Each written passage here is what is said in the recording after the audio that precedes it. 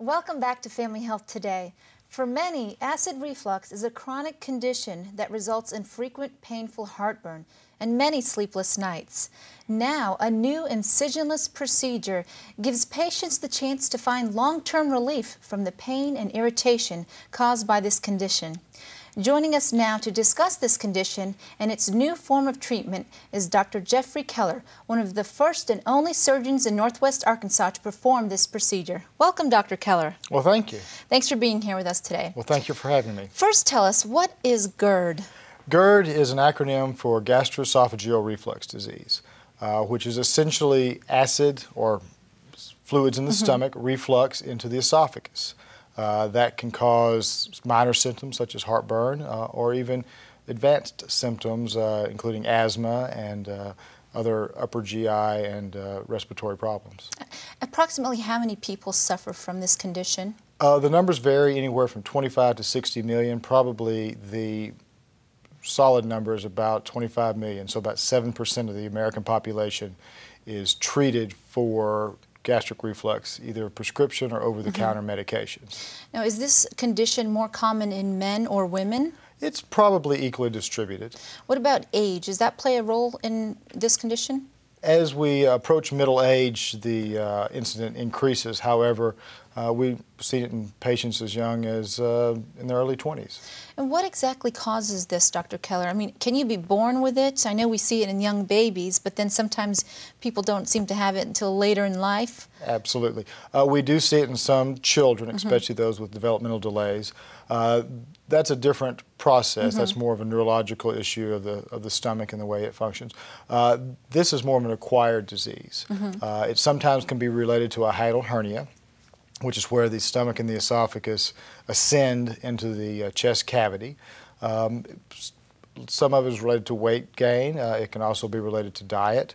We see a lot more of it in Western Europe and America than we do in Asia and other parts of the world, but it is becoming more prevalent there. So, for example, a person who is obese may develop GERD. Certainly. But if they lose weight, will that condition improve? It sometimes can. Fat deposition within the abdomen can change the anatomy at the esophageal junction with the stomach, and that can change the direction of the valve.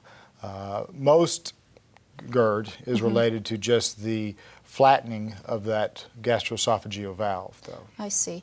What are some of the basic non-invasive ways to treat this condition? Well, the most common that people will use, most likely the first line would be something like Tums or Mylanta. People experience heartburn and they'll take an over-the-counter medication such as that. The next level of intervention would be Pepcid, the classic histamine antagonists and blockers. The last 15 years we've seen the introduction, or last actually 10 years, introduction of Nexium and Prevacid and Protonix, the proton pump inhibitor class. And those were introduced for the express purpose of treating the esophagitis, the erosive esophagitis that develops from reflux disease. And it's important to treat this condition not only for pain relief, but I understand it can actually lead to cancer. Is that correct? That is correct. In certain situations, it can lead to cancer. Now, not everybody who has GERD is going to get cancer, just like everybody who has a colon polyp is not going to get colon cancer. However, it is an indicator of chronic irritation.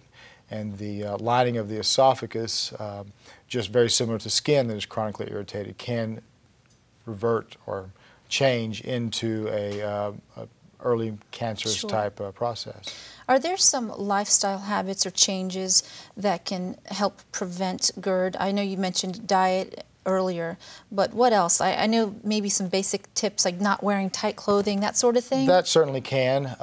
People who have decreased gut motility will have increased gastric pressures and they'll have reflux. So that's a physiological thing, and that can be mechanical from tight clothes, things like that.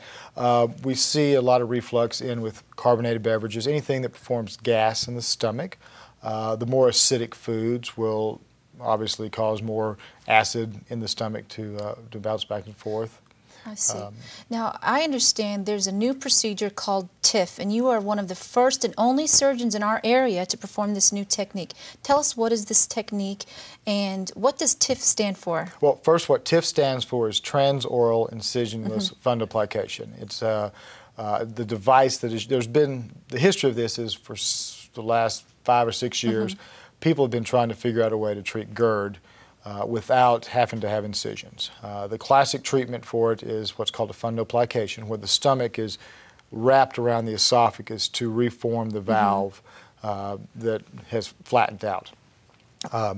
We originally did that open. 15, 20 years ago, we converted over to laparoscopic, and that has pretty much been the gold standard. In the last 3 years, this incisionless process has become more prevalent and is actually becoming mainstream now.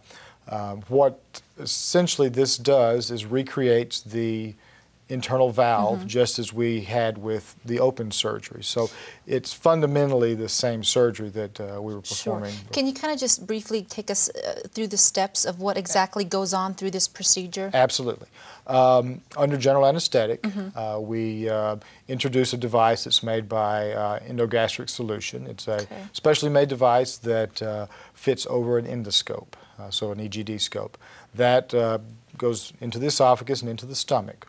Once we're in the stomach, the scope and the distal tip of the device are disengaged, and the scope is turned upside down to watch the procedure.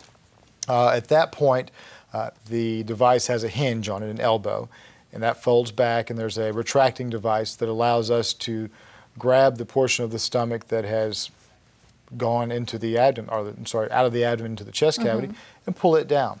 At that point, we'll then place some specially designed, engineered fasteners that hold the stomach in place and recreate the valve. It's on the corners is about 2 centimeters, and in the middle it's anywhere from 3 to 4 centimeters is the valve length that we're looking, and that creates a tube, the esophagus, with a flap valve on the end. So when you swallow, the valve opens. When you when it's working, the stomach's working, the valve closes shut and acid doesn't come back up the esophagus. So. Now, is this a one-time event, or will it need to be repeated, say, in 15, 20 years? The majority of people from our Nissen experience have immediate relief of their symptoms and long-term resolution of their symptoms.